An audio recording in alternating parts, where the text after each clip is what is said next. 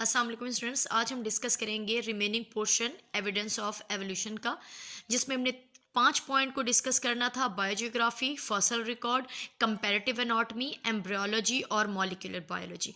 दो जो main topic हैं बायोजियोग्राफी और फॉसल रिकॉर्ड, वो हम पिछले लेक्चर में डिस्कस कर चुके हैं। अब हम स्टार्ट करेंगे first point, comparative anatomy. Anatomy ऐसी ब्रांच बायोलॉजी की जिसके अंदर हम डिस्कस करते हैं इंटरनल स्ट्रक्चर्स को। ऐसे स्ट्रक्चर्स बेटा होमोलोगस ऑर्गन क्या है, डिफरेंट जो ऑर्गेनिज्म हैं, डिफरेंट जो ब्रांचेस या आप कह सकते हो जो क्लासेस हैं, लाइक वर्टिब्रेट की, जैसे कि फिशेस हैं, एम्फीबियन है, रेप्टाइल है, बर्ड्स हैं और मैमल्स हैं, इनके अंदर जो स्ट्रक्चर्स मौजूद हैं। तो ऐसे स्ट्रक्चर जिनका स्ट्रक्चर, ऐसे ऑर्गन्स बेटा जिनके स्ट्रक्चर्स बिल्कुल सेम हैं लेकिन फंक्शन डिफरेंट हो गए हैं। इसके एग्जांपल हम ले रहे हैं 4 लिम्ब ऑफ वर्टिब्रेट। लाइक आप मैमल्स में देख लें कि हमारी जो 4 लिम्स या हमारी आर्म्स मौजूद हैं, कैट में या हॉर्स में देखें उनकी जो 4 लिम्स या फ्रंट लेग्स मौजूद होती हैं, जिसे ह्यूमन बीइंग में हम आर्म्स कहेंगे।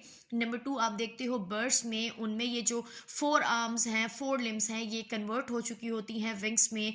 आप बैट देख सकते हो, उनके पास विंग्स मौजूद हैं। आप फिशेस देखते हो, उनके पास मौजूद होती हैं फिन्स, या आप फ्लिपर जिसे आप वेल में कह सकते हो, राइट। डिफरेंट आप जो उनके 4 लिम्ब देखते हो, जो आप उनके आर्म्स देखते हो, वो डिफरेंट तरह से मॉडिफाइड है। कहा यह जाता है कि इनका इंटरनल स्ट्रक्चर बिल्कुल सेम है लेकिन फंक्शन डिफरेंट है। अब फंक्शन कैसे डिफरेंट हो गए? लाइक फिशेस रहती हैं पानी में, तो उन्हें फिन्स यानी कि तैरने के लिए, स्विमिंग करने के लिए उनको स्ट्रक्चर चाहिए फिन्स। हमें फूड को या डिफरेंट चीज़ों को हैंडल करने के लिए आर्म्स चाहिए। कुछ जो मैमल्स हैं वो इनको लेग्स के तौर पर यानी कि वॉक करने के लिए या जंप करने के लिए यूज़ करते हैं। रेप्टाइल्स और एम्फीबियन भी इनको चलने के लिए या वॉकिंग के लिए यूज़ कर रही होती हैं। बर्ड्स इनको यूज़ करती हैं फ्लाई करने के लिए, फ्लाइट करने के लिए।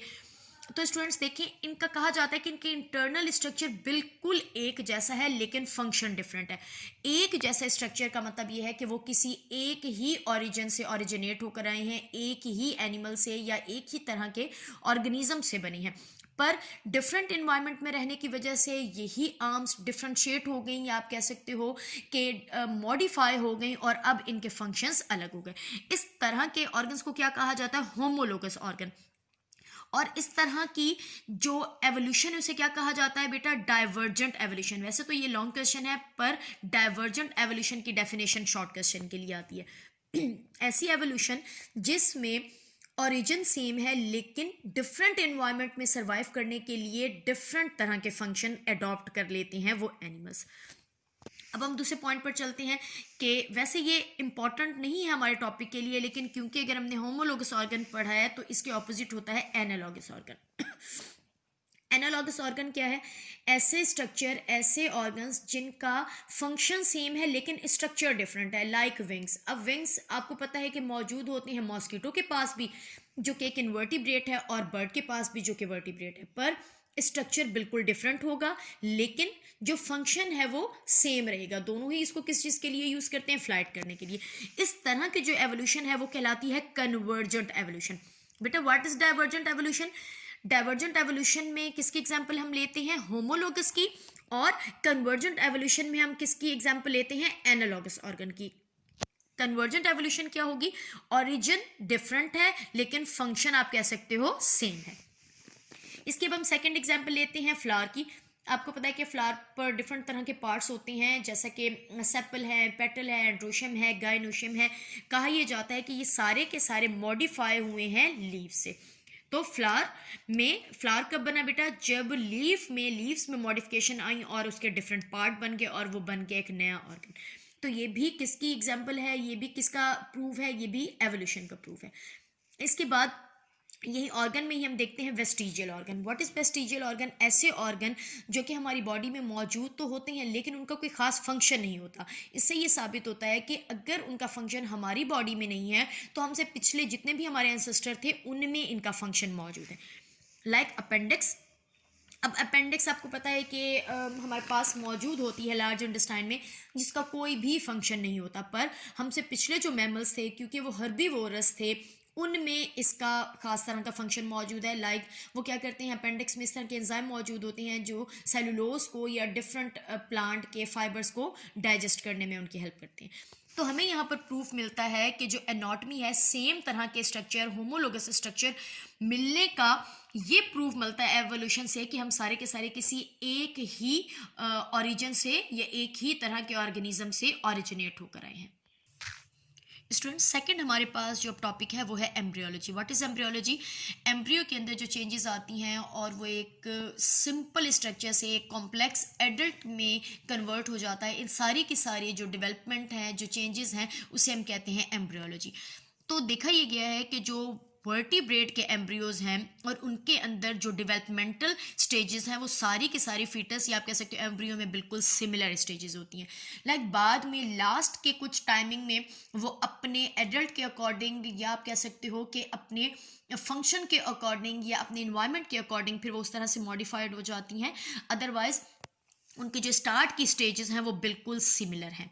जैसा कि बेटा एम्ब्रियो क्या है, जब एग और स्पर्म फर्टिलाइजेशन के थ्रू आपस में फ्यूज होते हैं तो बनता है जाइगोट, जाइगोट बन जाता है एम्ब्रियो, और एम्ब्रियो में होती हैं कुछ चेंजेस लाइक क्लेवेज, मॉरुला। बेटा ये हम चैप्टर नंबर 19 में डिस्कस करके आए हैं। अब वो जो स्टेजेस हैं जिससे वो एक सिंपल एम्ब्रियो अपने एडल्ट जैसा हो जाता है, सिर्फ साइज उसका बेटा चेंज होता है, वो सारी की सारी स्टेजेस आप वर्टिब्रेट में अगर देखते हैं, लाइक फिशेस में, एम्फीबियन में, रेप्टाइल में, बर्ड्स में, इवन मैमल्स और ह्यूमन बीइंग में भी वो स्टार्ट की स्टेजेस बिल्कुल सेम हैं और बाद में वो अपने अपने एडल्ट के अकॉर्डिंग मॉडिफाई या चेंज हो जाती हैं। इसके एक एग्जाम्पल हम ले रहे हैं गिल पाउच। गिल पाउच क्या है? एक स्ट्रक्चर जो कि एम्ब्रियोलॉजी में या डेवलपमेंटल स्टेजेस में सारे के सारे वर्टिब्रेट में बनता है, लेकिन बाद में उनकी ज़रूरत के अकॉर्डिंग चेंज हो जाता है। लाइक एक्वेटिक जो फिशेस हैं उनमें ये चेंज हो जाएगा गिल्स में, लेकिन जब हम टेरेस्टेरियल एनिमल देखते हैं या वर्टिब्रेट देखते हैं तो उन्हें गिल्स की ज़रूरत नहीं होती, उन्हें लंग्स चाहिए होते हैं। तो यही गिल पाउचेस कन्वर्ट हो जाते हैं यूस्टेजियन ट्यूब में। अब ये यूस्टेजियन ट्यूब क्या करती है? ये मिडल एयर को कनेक्ट कर देती है थ्रॉट के साथ। बेटा बनना क्या साबित कर रहा है? इस गिल पाउच का बनना साबित कर रहा है एवोल्यूशन को। और एवोल्यूशन किस तरह से प्रूव होती है? इसका मतलब ये है कि जितने भी वर्टिब्रेट हैं वो सारे किसी एक ही ऑर्गेनिज्म से इवॉल्व हुए हैं, इसलिए उनमें जो चेंजेस हैं, जो डेवलपमेंटल चेंजेस हैं, वो सारी की सारी सिमिलर हैं। स्टूडेंट्स, लास्ट जो हमारा एविडेंस है वो है मॉलिक्यूलर बायोलॉजी।